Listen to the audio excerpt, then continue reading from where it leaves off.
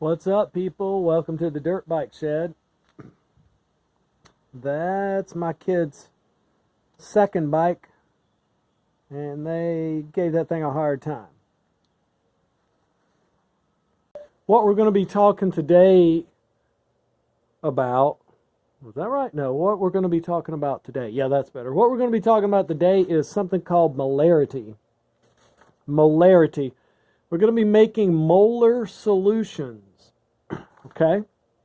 Now, when the chemistry teachers make solutions, we need to have a way to measure their strength. And right here, I've got a little mixer set up, and you've seen this bad boy before.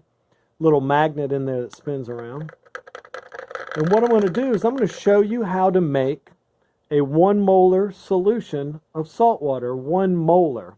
Now first, let's think about something here. A mole of salt. We're going to be talking about table salt.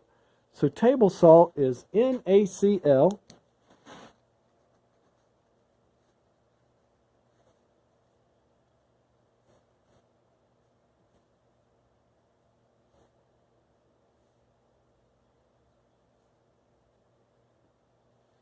And if we were going to talk about what a mole of salt was, it'd be 23 grams plus 35 grams, 58 grams. I'm rounding that off, of course. So 1 mole of salt would have a mass of 58 grams, right? Well, how can we relate that 58 grams to a solution?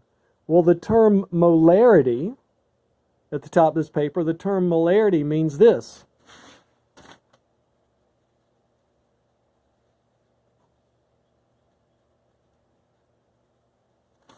It means moles per liter. So if we have a 1 molar solution,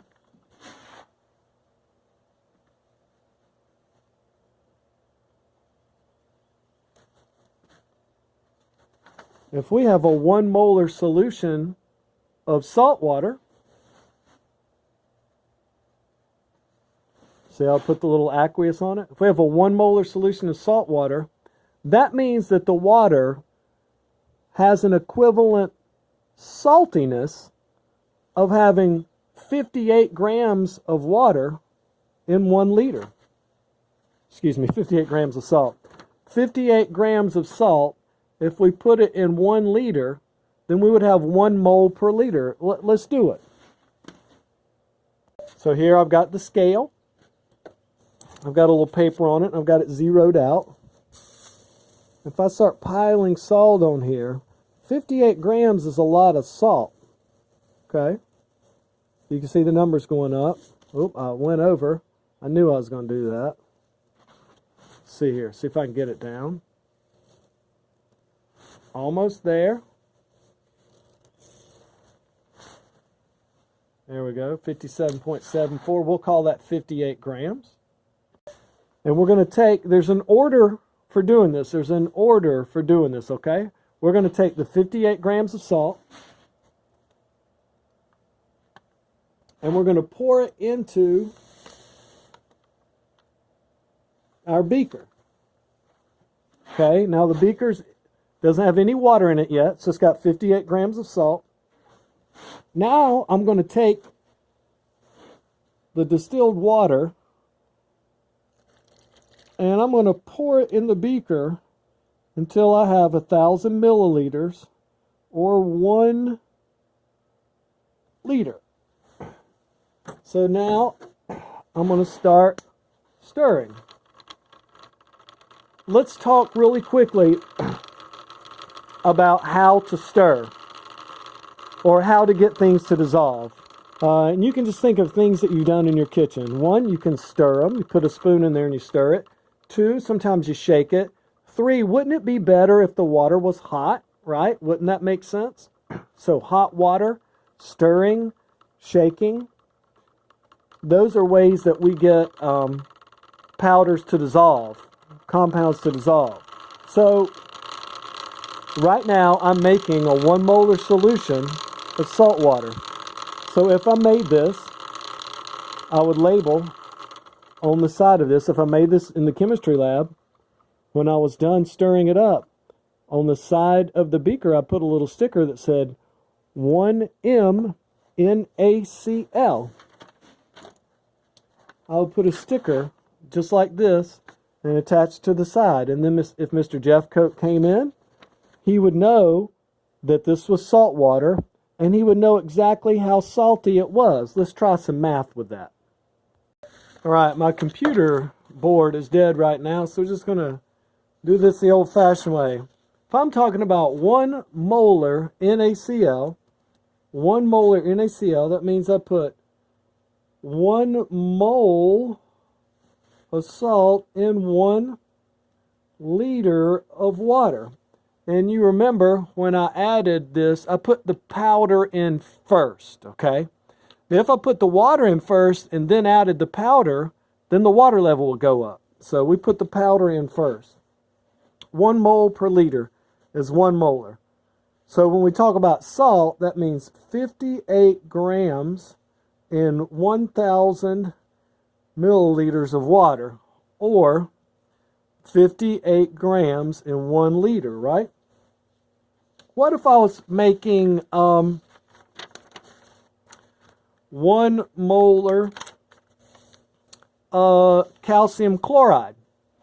If I needed to make a 1 molar solution of calcium chloride, CaCl2, then I would need to say, okay, calcium, that's 40 grams, and 2 chlorines together, that would round off to 78 grams. So I would need 111 grams of the calcium chloride, and I'd need to put that, and then I'd need to fill the beaker up to 1,000 milliliters, and then that would be 1 molar calcium chloride. Does that make sense? So I'm going to ask you a couple of easy questions right now. Real easy questions, all right? The first 2 are going to be a joke. How many grams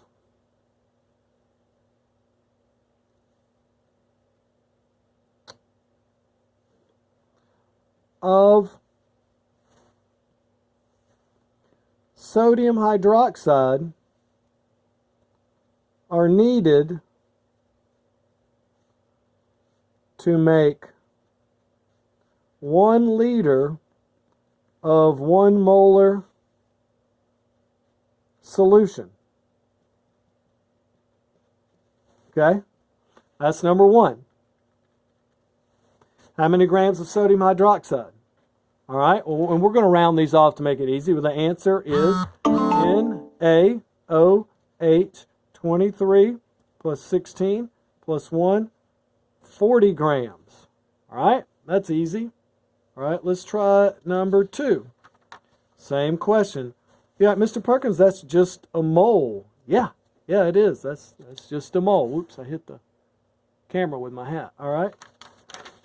I'll ask you another question, just as easy. How many grams of HCl would be needed? If we're going to make 1 molar acid, 1 molar HCl, and we're going to make a whole liter, how many grams of HCl would we need to put in there? 36 grams, because there'd be 1 plus 35. And I know that's 35.4, people. I'm just rounding things off. Okay. Now, the math gets tougher now because we are not necessarily going to need to make an entire liter of water every time, right? So let's do an example here real quick. All right, these are how the problems get a little bit harder. You see I have the scale, I've got it set to 0. I'm going to take a little, this is copper 2 sulfate, and the formula is CuSO4, right? Copper 2 sulfate, CuSO4. So I'm going to put a little bit of this on the scale.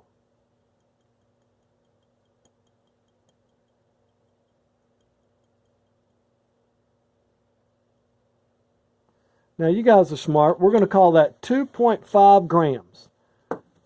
So I'm going to ask you, question number 3 is how many moles is that? 2.5 grams